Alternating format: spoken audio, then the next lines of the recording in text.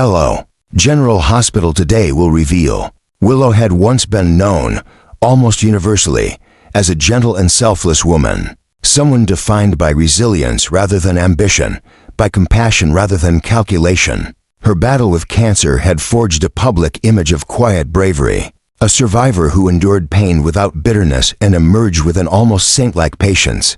People saw her as someone who absorbed suffering rather than redirected it. Someone whose moral compass had been sharpened by loss and illness. That image, carefully reinforced over years, became her greatest shield. Because when the legal storms erupted around the death of Judge Heron and the resurfacing suspicions tied to the shooting of Drew, no one truly believed Willow capable of anything darker than fear or confusion. Yet those trials did more than threaten her freedom. They fractured something deep within her, awakening a version of herself that had been forming silently beneath layers of grief, injustice, and long-suppressed rage. The courtroom victory did not simply clear her name, it validated her transformation. Protected by Alexis and surrounded by a legal machine powerful enough to bend perception itself, Willow walked out of the courthouse declared innocent, her posture composed, her face carefully ranged into gratitude and relief. Cameras captured a woman saved by the system,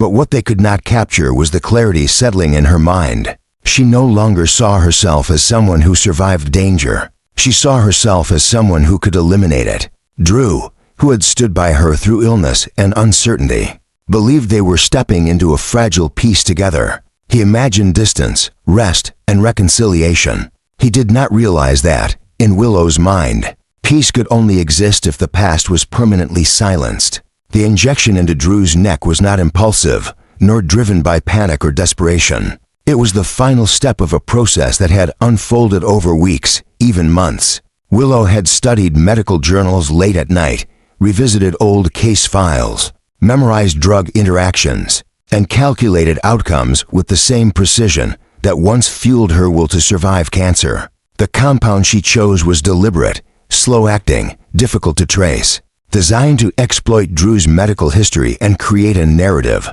that others would accept without resistance. It would not kill quickly, and it would not scream violence. It would whisper complication, ambiguity, and plausible deniability. A medical emergency without a villain. A body betraying itself. When Drew collapsed, convulsing briefly before going still, Willow did not rush to him in terror. She observed. She measured his breathing, the dilation of his pupils, the exact second his muscles slackened. Her expression did not fracture because this moment had already happened countless times in her mind. There was no thrill, no hysteria, only a cold sense of completion. Drew was no longer a man recovering memories, no longer a threat inching toward the truth. He was an obstacle rendered silent. If he had indeed begun to remember that night in the wilderness, if fragments of the gunshot and the face behind it were assembling in his mind, they would now dissolve into darkness. What made Willow truly dangerous was not the act itself, but the composure that followed. She erased traces, disposed of evidence, and rehearsed her role until grief looked indistinguishable from shock. When help was summoned, her distress was flawless. Every sob was calibrated, every tremor believable. She understood something most people never grasped. Innocence is not proven by truth, but by consistency. And Willow was consistent. At the hospital, she became the devoted wife again, hovering at Drew's bedside, absorbing condolences, allowing others to project their assumptions onto her silence. As Drew slipped into a deep coma, the narrative took shape exactly as Willow had anticipated. Doctors spoke of complications, of neurological uncertainty, of the body reacting unpredictably to stress and past trauma. No one said the word attack. No one said the word poison. The system she had just defeated now worked quietly in her favor. Lucas's devastating updates, Elizabeth's exhausted concern, the hushed conversations and Carter's all reinforced the same conclusion. This was tragic, but explainable. Willow listened carefully, storing every phrase, every doubt she would later need to redirect. Behind the scenes, her calculations continued. Legal authority, financial access, and emotional leverage all shifted subtly into her hands as Drew lay unresponsive. She anticipated questions before they formed, prepared contingencies for every possibility. including the one she feared least but planned for most carefully. Drew waking up. Even that outcome did not frighten her. It simply required another adjustment, another solution. Because the woman who once endured cancer had learned something far more dangerous than patience. She had learned how to wait, how to adapt, and how to remove threats without ever appearing to strike. In the stillness of the hospital room, with machines breathing for the man who once loved her, Willow did not feel guilt. She felt resolved. She had crossed a line that could never be uncrossed, and instead of shattering her, it had clarified her purpose. She was no longer reacting to the chaos of her life. She was shaping it, and as long as the world continued to see her as gentle, brave, and wronged, she would remain untouchable. Willow did not panic. There was no frantic scrambling, no desperate second-guessing, no tremor of fear breaking through her control. For a brief moment after Drew collapsed, she simply stood there, motionless, allowing the silence to settle. She watched his body from a calculated distance, noting the way his chest rose unevenly, the subtle twitch of his fingers, the telltale signs that the compound was taking hold exactly as intended. Only when she was satisfied did she move. Her hands were steady as she wiped the syringe clean, erasing fingerprints with practiced efficiency, then sealed it inside a containment pouch designed to leave no trace. The act was methodical, almost ritualistic. She carried it to the incinerator behind the house and fed it into the flames, watching until plastic and metal distorted and vanished, until even the memory of the object felt reduced to smoke. Only then did Willow transform. Her breathing changed first, shallow and uneven, followed by a tremor in her hands that she summoned deliberately, as though flipping a switch inside herself. When she called emergency services, her voice cracked at precisely the right moments, threaded with confusion and terror, describing Drew's sudden collapse as a medical catastrophe that had erupted without warning. She spoke of convulsions, of his history, of her fear that stress or relapse might have finally caught up with him. Every word aligned perfectly with the narrative she had already constructed. Drew's past struggles with addiction were no longer inconvenient details. They were now essential pillars of her story, ready-made explanations that would discourage deeper scrutiny. By the time the ambulance arrived, Willow had fully inhabited her role. Her tears were convincing, her shaking hands accepted without question as symptoms of shock. She clung to the paramedics as they worked, allowing herself to appear overwhelmed, helpless, terrified of losing the man she loved. Yet beneath that performance, something else settled quietly inside her, a profound, almost serene satisfaction. Drew was being taken away unconscious, silent, incapable of remembering, accusing, or exposing. Whatever truths he had begun to reclaim were now sealed behind a locked door in his own mind. At the hospital, the atmosphere shifted quickly from chaos to controlled urgency. Lucas and Elizabeth worked relentlessly, pushing against the damage already spreading through Drew's nervous system.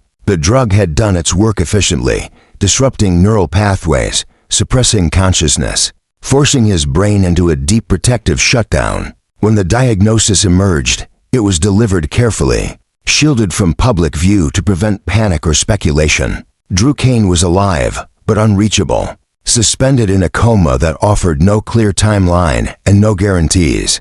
Word traveled quietly through the family, and one by one they arrived, each carrying their own version of dread. Scout's fear was raw and immediate, her small world suddenly destabilized by the sight of her father lying motionless behind glass.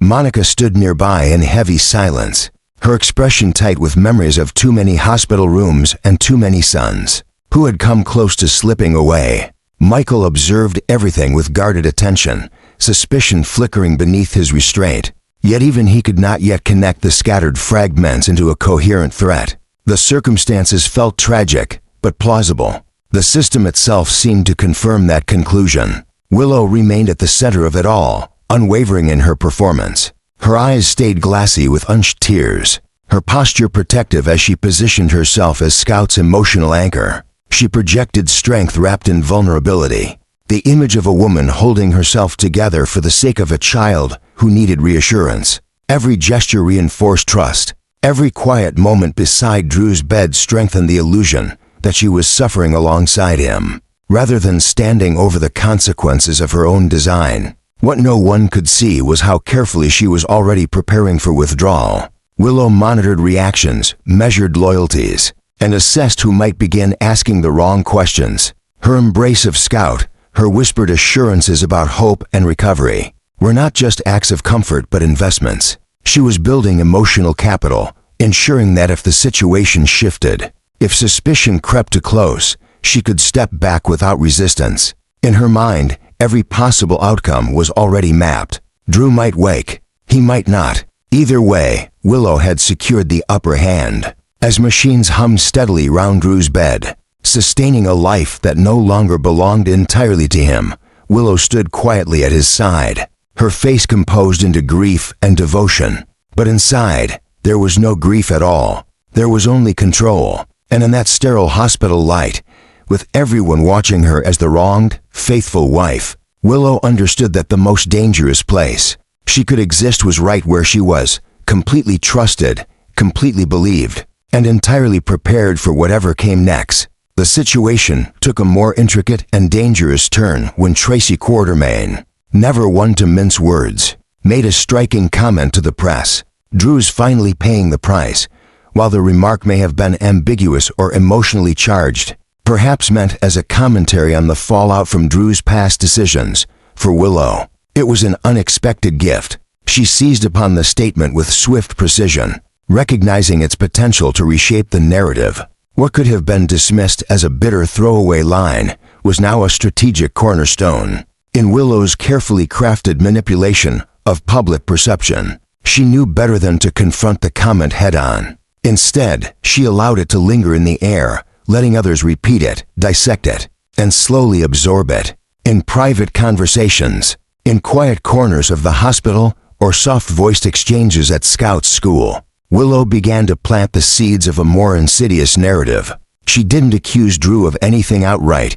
That would be too crude, too easily traceable. Instead, she insinuated. She expressed concern, uncertainty, whispered that maybe Drew hadn't been as well as he seemed. Had anyone else noticed how he'd been on edge lately? How distant? How fragile? Perhaps the strain of the lawsuit and the relentless attention from the media had pushed him too far. After all, recovering addicts could relapse under stress, couldn't they? Willow's voice remained soft, her tone always framed with sadness, not accusation. But each word was laced with careful suggestion, designed not to convince outright, but to destabilize, to allow others to draw their own conclusions, ones that conveniently aligned with hers. Soon, the whispers began to echo back to her in the voices of others. Nurses speculated behind closed doors. Neighbors exchanged worried glances. A vague fog of doubt settled over Drew's legacy, not because of anything concrete, but because Willow had expertly blurred the outlines of truth. She crafted a mirage where Drew, the victim lying unconscious in a hospital bed, might also be the architect of his own downfall. And in doing so, she diverted attention from herself completely.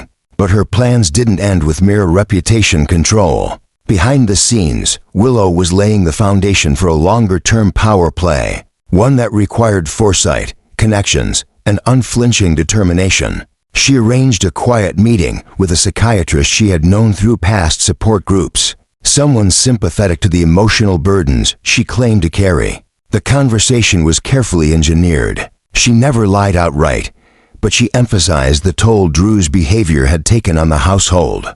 Dropped hints about mood swings, episodes of paranoia, possible substance misuse, all subtle enough to seem like concern, not condemnation. The doctor, moved by what appeared to be a desperate wife grasping for understanding, agreed to document these observations if needed. Simultaneously, Willow initiated the legal process to gain temporary control over Drew's assets. The justification was simple and benign on the surface. With Drew incapacitated, someone had to manage their financial affairs, ensure Scout's tuition, maintain the estate, handle pending business decisions. She presented pre-signed documents, some legitimately obtained during earlier stages of trust. Others perhaps signed when Drew had already begun to lose clarity, but still trusted her implicitly. Everything was done with quiet urgency, shielded by hospital privacy protocols and Drew's inability to object. What began as temporary authority would soon harden into permanent control, should his condition not improve. Every step of this plan was detailed, deliberate, and coldly efficient, the work of a woman who had once been underestimated as fragile, now emerging as a silent tactician. Willow's genius lay not in explosive actions, but in the way she reshaped reality around her. People didn't just believe her because she was convincing. They believed her because they wanted to. She had become the perfect image of a grieving, faithful wife and loving mother caught in a tragedy not of her own making. And no one dared look beyond that surface. But then came the unforeseen variable, a security camera, positioned on a neighbor's garage across from Drew's home, captured a critical detail, a subtle yet undeniable gap between the moment Drew collapsed and the moment emergency services were called. Just a few minutes, enough to raise questions, enough to unravel the careful timeline Willow had constructed. A friend of Drew's, perhaps Dante Falconeri, ever the detective, or Anna Devane, known for her intuition, began to notice the inconsistency. It was subtle, but once seen, impossible to ignore. A few minutes might be explained away, but they also might invite a re-examination of everything Willow had worked so hard to blur. Still, Willow did not panic. When the footage was quietly reviewed by those close to Drew, she responded not with defensiveness, but with grief. She explained, if necessary, that she had frozen, that she had found Drew in distress, and her first instinct was to try and help him herself before calling for help. She could even suggest, in a whisper to someone influential, that Drew had spoken of suicide not long before, and that she had dismissed it as stress at the time, another moment of guilt she now bore. She would look into their eyes with sorrow so deep, so raw, that it would feel cruel to question her further. Her ability to perform grief with exquisite emotional precision made her untouchable. Even if the timeline didn't make perfect sense, even if questions lingered in the minds of those closest to Drew, the idea that Willow could be responsible remained unthinkable. She had weaponized her own image, the polished grief, the tearful devotion, the hollowed-out sadness of a woman watching her partner fade before her, and turned it into armor. And as the days passed, with Drew still locked in his coma, and the investigation stalled beneath layers of plausible explanations and manipulated truths, Willow continued to operate in the shadows. Her enemies were quiet, her supporters were loyal, and her greatest weapon remained the most dangerous kind of lie, the one that no one wanted to stop believing. What made the situation truly chilling was not the possibility that Drew might die, but the fact that Willow had already won long before death ever entered the equation. She had bent reality so thoroughly to her will that even the most devastating outcomes now unfolded on her terms. Nothing pointed back to her. No fingerprints, no witnesses, no emotional cracks large enough to invite suspicion. Every variable that could have exposed her had been anticipated, softened, or redirected. The system, the family, the doctors, even the quiet moral instincts of those closest to Drew had all been subtly guided away from the truth. The danger was no longer what might happen to Drew's body, but what Willow had become capable of doing without consequence. When Lucas finally delivered the update, no one wanted to hear that Drew was in a deep, non-responsive coma, that neurological damage was extensive, and that there was a very real chance he might never wake up. Willow's reaction was flawless. Her face remained composed, sorrowful but controlled, the expression of a woman absorbing unbearable news with grace. She did not gasp, did not collapse, did not lash out at fate. Instead, she nodded slowly, as though already familiar with the weight of such words. To everyone watching, it looked like strength born of suffering. In truth, it was the calm of someone whose plan was unfolding exactly as designed. Inside her mind, the future was already reorganizing itself. Drew's absence was no longer theoretical. It was becoming structural. Decisions that once required compromise now belonged to her alone. Financial authority, parental influence, social positioning, all of it was quietly shifting into place. She continued to sit by Drew's bedside, hold his hand, speak softly about hope and faith. But each visit was also an assessment. She watched the machines, the nurses, the patterns of access. She learned which protocols were flexible, which safeguards relied more on trust than verification. The hospital, to her was no longer a place of healing. It was a controlled environment, predictable and exploitable. Even the possibility of Drew waking did not unsettle her. Willow had moved far beyond fear. If his eyes ever opened, if fragments of memory began to surface, she had already prepared for that contingency. Another compound, different from the first. Another narrative, another crisis that could be explained away as tragic coincidence. A fall, an infection, a sudden complication during recovery. The truth, once again, could be buried beneath medical terminology and sympathetic silence. Willow understood something essential.